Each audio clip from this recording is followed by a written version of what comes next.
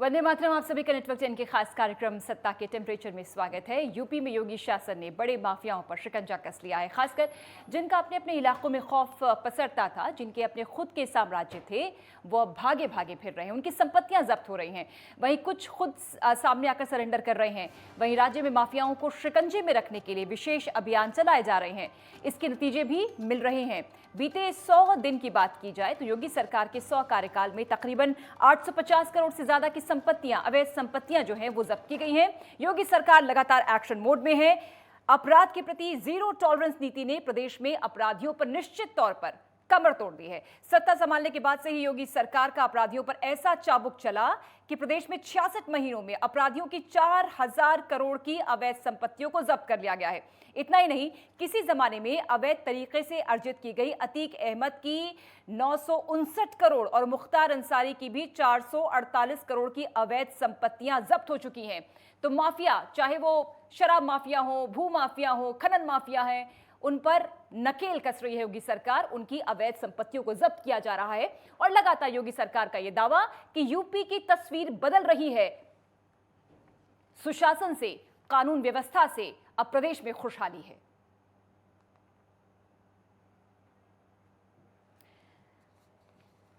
और खास पैनल हमारे साथ जुड़ गया है के विश्वदेव राय, वरिष्ठ पत्रकार विवेक श्रीवास्तव जी, नेता बीजेपी, और तारिक अहमद लारी, प्रवक्ता सपा, हमारे साथ। आप तीनों का बहुत बहुत स्वागत है। सबसे पहले विवेक श्रीवास्तव जी, आपके पास आते हुए शुभकामनाएं। चूंकि 100 दिन के कार्यकाल की अगर बात की जाए योगी सरकार के, तो माफियाओं पर नकेल कसी और 850 करोड़ की जो संपत्तियां हैं, वैध संपत्तियां, उनको जब्त करने का आप लोगों ने काम किया है। और जाहिर सी बात है, आपको लगता है कि जब सरकार इस तरह सुशासन व्यवस्था संभालेगी, कानून व्यवस्था बेहतर करेगी, तो प्रदेश तरक्की और खुशहाली की ओर जाएगा? जी बिल्कुल पूजा जी, जिस तरह से ये संगठित अपराधी प्रदेश की कानून व्यवस्था के लिए चुनौती थे पूर्ववर्ती सरकारों में, भारतीय जनता पार्टी की योगी आदित्यनाथ जी की नेतृत्व की सरकार ने इस चुनौती को स्वीकार किया और इस संगठित अपराधी गिरोहों पे लगाम लगाने का काम किया है। एक समय था कि इन संगठित अपराधियों के सामने प्रदेश सरकार बौनी साबित होती थी। दिन दहाड़े यहाँ हत्याएं होती थी, जेल के बाहर होती थी, गवर्नर हाउस के सामने होती थी, और उसमें छानबीन होती थी तो संगठित अपराधियों का हाथ मिलता था। भारतीय जनता पार्टी की योगी आदित्यनाथ की सरकार ने इस सिंडिकेट को नेस्तनाबूद करने का काम किया है।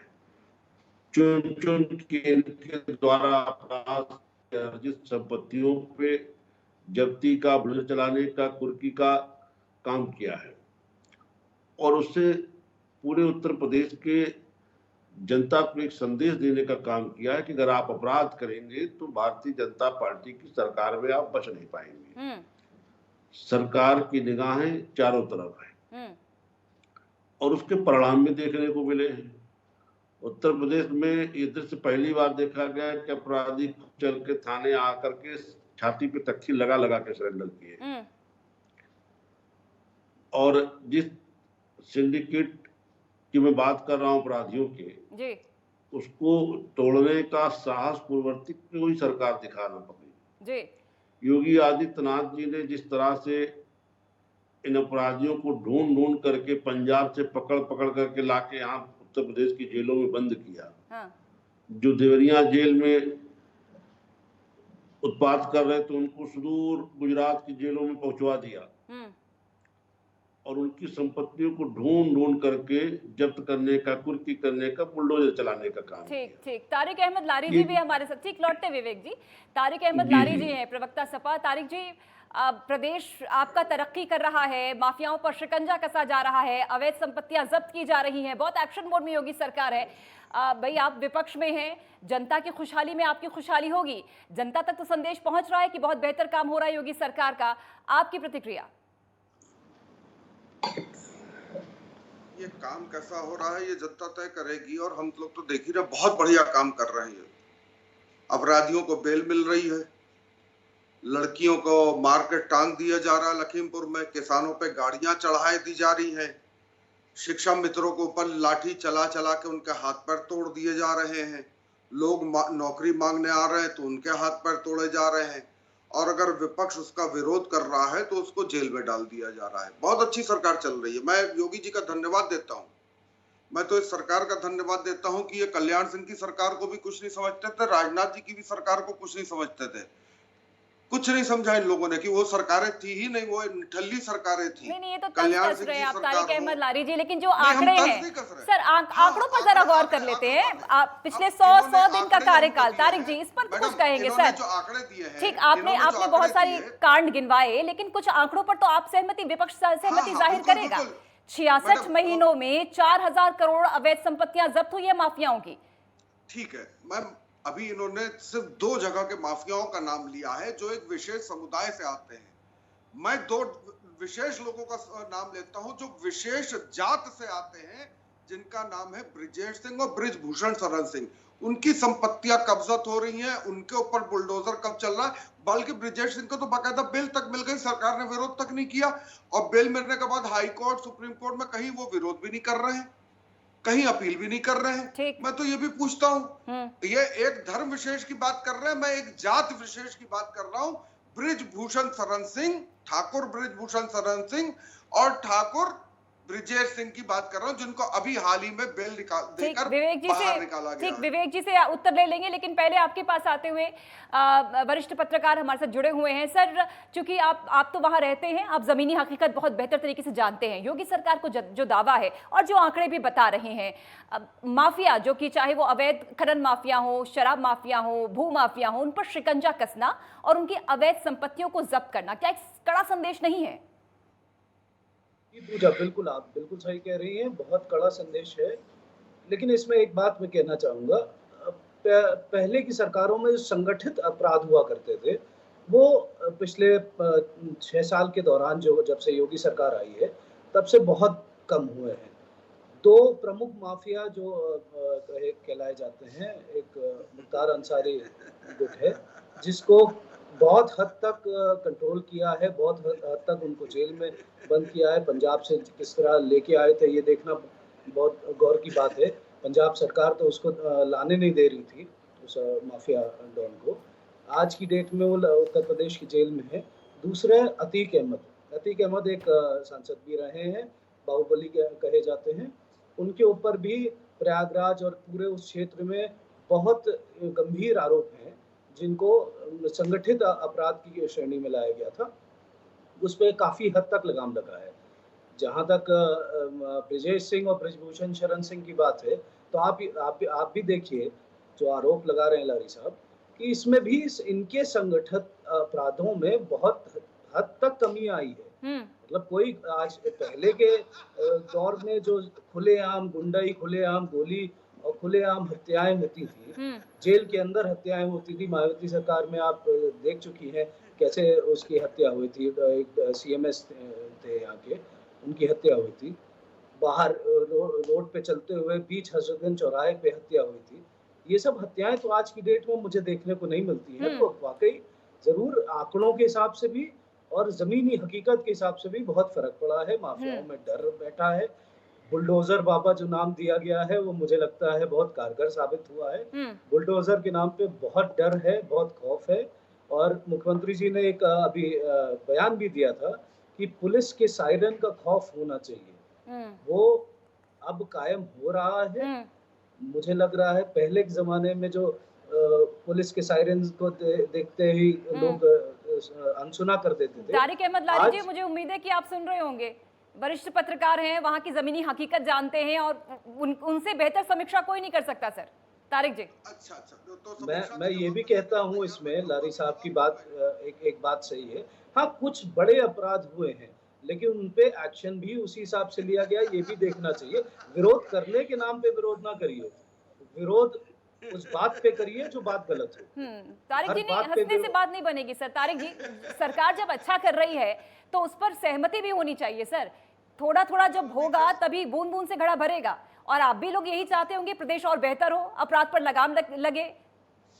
पूजा जी, एक बात और कहना चाहूंगा मैं लारी साहब को एक बात याद दिलाना चाहूंगा। अखिलेश यादव जब सरकार में आए थे तो चुनाव इसी बात पे लड़े थे कि माफियाओं को साथ में नहीं लेंगे। आपको याद होगा DP यादव को उन्होंने साथ में नहीं लिया था, लेकिन उनकी सरकार का क्राइम ग्राफ मैं नहीं कह रहा हूँ, एनसीआरबी का जो डेटा कहता है, वो कहता है उससे लेके आज तक कम से कम 10,000 मामले कम हुए हैं अपराध के। ठीक, तो ये ठीक। कहीं न कहीं तो आंकड़े दिखते हैं। बिल्कुल। विवेक श्रीवास्तव जी, बेशक आंकड़े कम हुए हैं, सरकार एक्शन मोड में है, लेकिन कुछ बड़े मामले जिनका ज़िक्र तारिक अहमद लारी जी भी कर रहे थे और विपक्ष घेरेगा इन बड़े मुद्दों को लेकर। देखिए पूजा जी, जिन नामों का जिक्र तारिक जी कर रहे हैं, हुँ, ब्रिजभूषण शरण सिंह जी का हो सकता है उनका आपराधिक बैकग्राउंड है, लेकिन आज की स्थिति में वो तमाम अपने मुकदमों पे या तो जमानत पा चुके हैं या उनके मुकदमे खत्म हो चुके हैं। आज वो देखा जाए तो उस गोंडा, उस इलाके में सबसे बड़े शिक्षा जगत में उनका नाम बड़ा सम्मान के साथ लिया जाता है। तमाम बड़े बड़े विद्यालयों को चलाने के लिए वो जाने जाते हैं। तो जिस तरह से उस इलाके में उन्होंने शिक्षा की अलग जगाई है, उसको आप नजरअंदाज नहीं कर सकते। इसी तरह से इन्होंने ब्रजेश सिंह का नाम लिया। देखिए, जमानत देना ये न्यायपालिका का काम है। हमारे शासन में कोई अपराधी खुलेआम घूमता नजर नहीं आएगा। नहीं, लेकिन विवेक जी, दरअसल योगी सरकार के साथ ये परसेप्शन बन गया है कि एक विशेष समुदाय को टारगेट किया जाता है। इस वजह से अगर वो लोग भी ऐसे ही निशाना साधेंगे दूसरे नामों को लेकर। देखिए, विशेष समुदाय की बात नहीं है पूजा जी। जिन लोगों ने अपराध में एक संगठित गिरोह बना करके पूरे प्रदेश की कानून व्यवस्था की नाक में दम कर रखा था, उनकी नाक में दम करने का काम योगी आदित्यनाथ जी की सरकार में हो रहा है। इसमें किसी के पेट में दर्द नहीं होना चाहिए। और मुझे लगता है कि लारी साहब को तो कतई इस पे नहीं बोलना चाहिए। नहीं, लेकिन वो संतुष्ट नहीं है, वो संतुष्ट नहीं और हंस रहे हैं वो। नहीं, उनको इसलिए नहीं बोलना चाहिए कि वो देखिए मेरे पड़ोसी हैं, स्वतंत्रता संग्राम सेनानी परिवार से आते, उनका परिवार देश की आजादी में उनका योगदान रहा है। ऐसे व्यक्ति को, ऐसे अपराधियों की हिमायती तो कतई नहीं होना चाहिए। वो भी धार्मिक आधार पर तो ऐसे अपराधियों का पक्ष इनको नहीं लेना चाहिए कि अपराध में एक लंबी फहरिस्त है और एक लंबे समय से जो उत्तर प्रदेश की कानून व्यवस्था के लिए नासूर बने हुए थे, तो उनके ऊपर अगर कार्रवाई हो रही तो उनका जिक्र करके इनको इस तरह का दर्द प्रकट नहीं करना चाहिए। हाँ, कहीं कोई शासन प्रशासन से कोई चूक और कोई कमी छूट रही तो आप संज्ञान दें, हम उस पर भी कार्रवाई करा देंगे। लेकिन उसमें आप इन लोगों के नाम पे इस तरह का अगर विधवा विलाप करेंगे तो ये ठीक नहीं है। तारिक जी, तो स्वागत योग्य बयान है। सरकार तो खुद कह रही है कि भूल चूक तो होती रहती है, लेकिन विपक्ष गंभीरता के साथ मुद्दों को रखे, सरकार उस पर काम करेगी। बिल्कुल, कोई नाम छूट रहा तो आप बताएं, उस पर भी कार्रवाई करा देंगे। लेकिन आप ये कह करके कि साहब केवल अतीक अहमद पे कार्रवाई हो रही है, धर्म विशेष कारण मुख्तार अंसारी पे कार्रवाई हो रही है, इनको धर्म का आड़ दे करके अपराधियों को आप बचाने का काम ना करें। लारी साहब एक अच्छे परिवार से मैं जानता हूँ। ठीक जवाब तारिक अहमद लारी जी। देखिए भाई, जो कह रहे हैं कि धर्म के आधार पे, तो सबसे पहले तो सरकार में आने से पहले इन्होंने शपथ ली थी कि मैं धर्म के आधार पे किसी से भेदभाव नहीं करूंगा। इन्होंने वो भी काम किया। ना भाई भाई भाई भाई भाई भाई भाई भाई भाई भाई आप जवाब दीजिएगा, बाद में दीजिएगा। तो इन्होंने भेदभाव किया, जो दिख रहा है, मेरा नहीं, ये बाकायदा अमेरिका का और बाहर की विदेशियों उनका आंकड़ा है कि यहाँ पे ये चीज हो रही है। आप कभी आतंकवाद के नाम पे, कभी माफिया के नाम पे, आपको सिर्फ दो ही नाम दिखता है। दिखे भाई, कोई एतराज नहीं, लेकिन साथ में वो 3-4 नाम और भी जोड़ लीजिए ना। अतीक अहमद को जोड़ लीजिए, ब्रिजभूषण, वो क्या नाम है, ब्रिजेश सिंह को जोड़ लीजिए, ब्रिजभूषण शरण सिंह को जोड़ लीजिए, राजा भैया को जोड़ लीजिए, ये 3 नाम और जोड़ लीजिए भाई।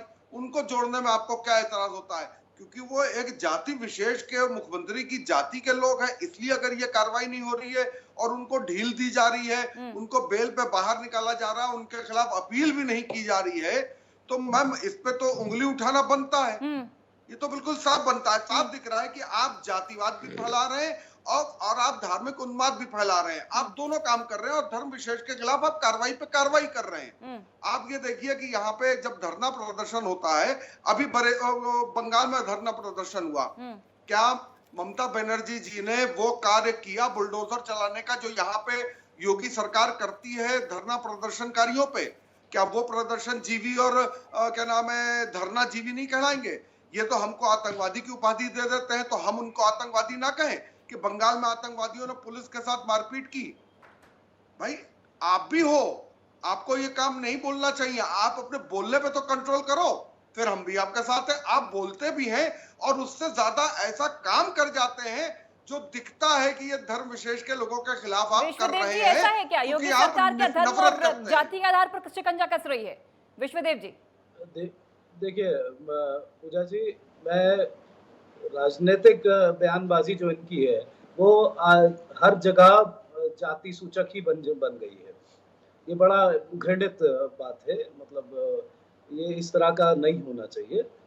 मुख्यमंत्री की एक योगी भी है और योगी की कोई जाति नहीं होती, नहीं, ये जाति तो मैं चल रही समझता हूँ पहली चीज। है। दूसरी चीज, इन सब जातियों के विश्लेषण में ना जाके हम एक बात ये करें, जो उन्होंने अभी बयान दिया लारी साहब ने कि टीएमसी कलकत्ता में जो हुआ, बंगाल में जो हुआ उसके ऊपर, तो महुआ मित्रा जी टीएमसी की नेता है, उनका आज ही ट्वीट आया है।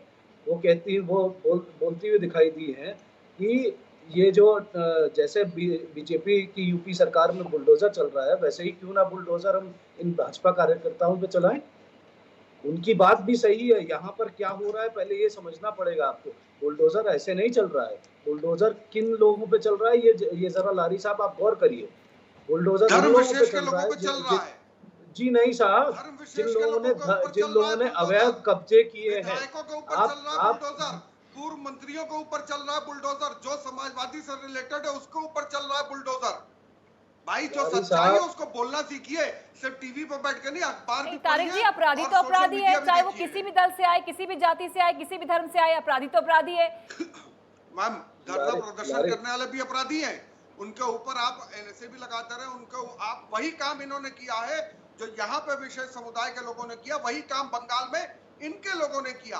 क्या ममता बनर्जी जी ने वो कार्य किया जो क्या नाम है यहाँ पे योगी सरकार कर रही है? मैं तो कहता हूँ लारी करना साहब, चाहिए, बिल्कुल करना चाहिए, और केंद्रीय नेतृत्व के खिलाफ भी एफआईआर होनी चाहिए कि इनके उकसाने पर, बाकायदा इनके उकसाने पर राज्य की इकाई ने यह कार्य किया है, और पूरी बीजेपी की केंद्र की इकाई के ऊपर यह कार्रवाई होनी चाहिए कि राज्य की कानून व्यवस्था को बिगाड़ने के लिए, बंगाल के कानून व्यवस्था को बिगाड़ने के लिए केंद्र इकाई ने यह काम करवाया अपनी राज्य इकाई से कहकर। विश्वेश जी, बिल्कुल होना चाहिए, 120 का धाराओं में कैद आपने होना बोल चाहिए। लिया तो मैं बोलूं। अब सुन लीजिए, पहले यहाँ पर क्या हो रहा है, महुआ मित्रा जी के बयान की मैं बात कर रहा हूँ। उन्होंने कहा कि क्यों ना जिन्होंने पब्लिक प्रॉपर्टी को डैमेज किया उन पर यूपी सरकार की तरह कार्रवाई हो। बिल्कुल होनी चाहिए, कौन मना कर रहा है नहीं होनी चाहिए? भाई, पब्लिक प्रॉपर्टी को डैमेज करने का हक किसी को नहीं है, चाहे वो नेता हो, चाहे वो पुलिस वाला हो, चाहे वो आम इंसान हो, किसी को हक नहीं है। उत्तर प्रदेश में मैं जो बता रहा हूँ वही हो रहा है। जहां तक आप आंखें खोलिए तो आपको दिखाई भी देगा कि लीगली सब काम हो रहे हैं। तारिक जी देखिए, हंसने वाली बात नहीं है सर, ये तो पूरा नेक्सस, ये सिंडिकेट है, और इसे तोड़ने के लिए तोड़ने के लिए कुछ समय तो लगेगा। तभी तो प्रयागराज में हाईकोर्ट में अपील हुआ है, जो इन लोगों ने गलत घर गिराया इलाहाबाद वाले का। सरकार बगले झांक रही है बैठकर, कोर्ट में भी हुई है, सरकार बगले झांक रही है बैठकर कि मैं बुलडोजर पे रोक नहीं लगाऊंगा। के नाम पे आपने नोटिस इशू करके उसका घर गिरा दिया, वेरी गुड। और वो घर में बैठी हुई लेडी और आपने उसका घर गिरा दिया। तो आपके तो भाई ये हो रहा है, धर्म विशेष के लोगों के साथ, जात विशेष के लोगों के साथ हो रहा है। विवेक जी, कैसे सरकार सुनिश्चित करेगी, विवेक जी, कि जो हो रहा है वो किसी धर्म, किसी जाति के हिसाब से नहीं हो रहा? अपराधी तो अपराधी है, मान सकता हूँ, अपराधी तो अपराधी। विवेक जी, बोल रहा हूँ, मेरी आंखें खुली है, मैंने पट्टी नहीं बांध रखी है। मुझे 2 मिनट का समय दीजिए, मैं सारी हाँ भाई। देखिए पूजा जी, जैसे कि लारी साहब ने विषय उठाया कि अमेरिकन एजेंसी ने बताया कि यहाँ भेदभाव हो रहा है, तो पहली बात तो अमेरिका की एजेंसी पे चर्चा करने का औचित्य नहीं है। वहाँ खुद ही तमाम से रंग भेद की शिकायतें हैं और उस विषय पे इसका यहाँ चर्चा का औचित्य नहीं। दूसरा, नहीं, तारिक जी देखिए, हंसकर आप इस गंभीर मुद्दे को बहुत हल्का बना रहे हैं। तारिक जी, आप अपनी हंसी के साथ नहीं सर, आप इस मुद्दे को बहुत हल्का बना रहे हैं। भारत सरकार देखिए, जनता अगर त्रस्त रहेगी अपराधियों से, भ्रष्टाचार से, माफियाओं से, अभी आप तो विपक्ष में है सर, आपको बहुत गंभीरता के साथ सरकार को घेरना चाहिए, लेकिन आप अपनी हंसी से हल्का बना रहे हैं इस मुद्दे को। नहीं साहब, अपनी हंसी से हल्का बना रहे हैं। लारी साहब इसी शैली के लिए जाने जाते हैं। मोदी जी का गुणगान हो रहा, मोदी जी महान है, तब तो पूजा कहेंगे जी। मोदी जी महान है क्योंकि गुणगान हो रहा है पूरे पूजा जी। देश में। अरे तो अब सर कह रहे हैं आप कि नहीं, उसमें हमें काउंटर इलेक्शन को कीजिए ना, मतलब नहीं। हंसने से थोड़ी बात Very बनेगी good। तारिक जी, आप काउंटर तो नहीं कीजिए जवाब, गंभीर अरे के पटना साथ जी सर। मैं तो हंसूंगा ही। सुन लेते हैं सर, मैंने विवेक जी को भेदभाव सुन लेते हैं। ठीक ठीक, विवेक जी का तो जवाब। हंसूंगा ही भाई, हंसने में भी आप पाबंदी लगाएंगी। मैंने भेदभाव के ऊपर जो इन्होंने आंकड़ा दिया मैं उस पर बता रहा हूँ।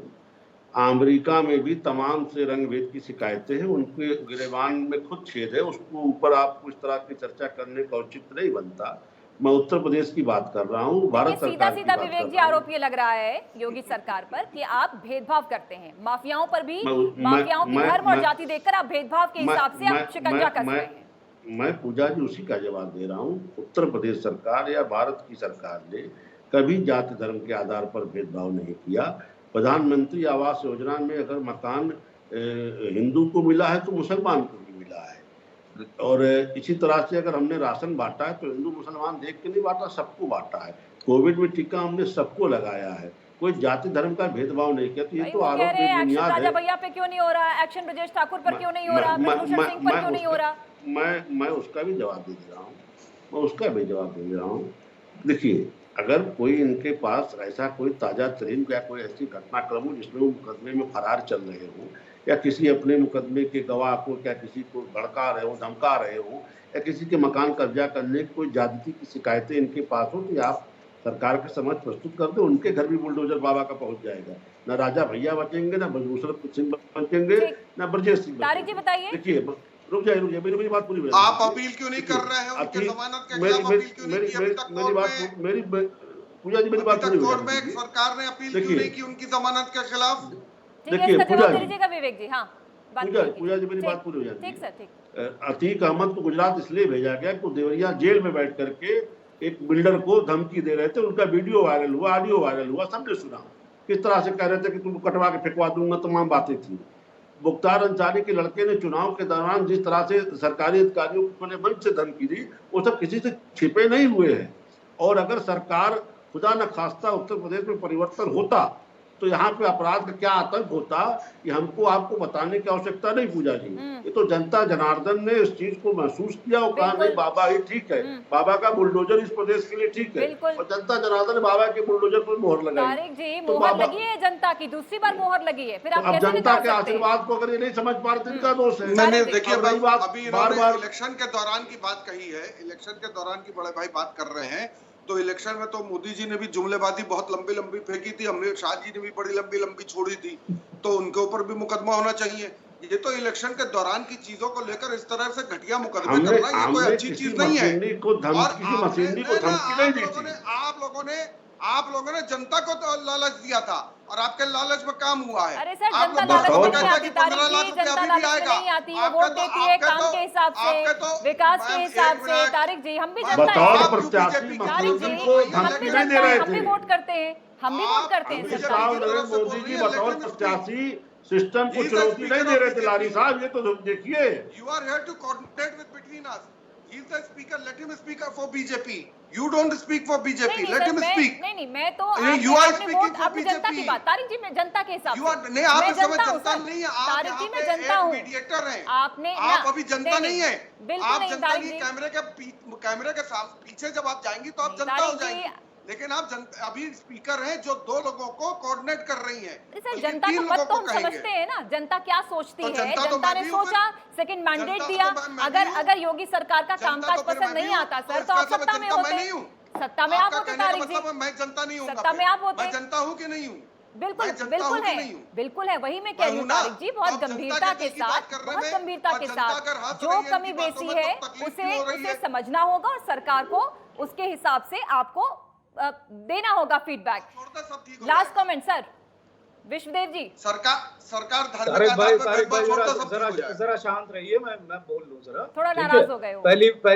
पहली बात तो आप लोग पत्रकारों पे आरोप लगाना बंद कर दीजिए, ठीक है? पत्रकार अपना काम करता है, पत्रकार किसी के पक्षकार नहीं है। पत्रकार उतना ही गलत आपको भी बताता है और उतना ही गलत सरकार को बताता है अगर सरकार गलत करती है।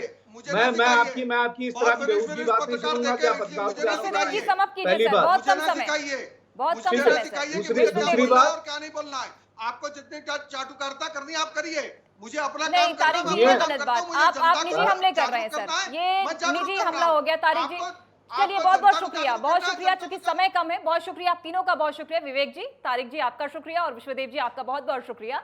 तो सीएम योगी ने दूसरी पारी शुरू कर दी और बिना रुके बिना थके लगातार माफियाओं पर नकेल कसी जा रही है।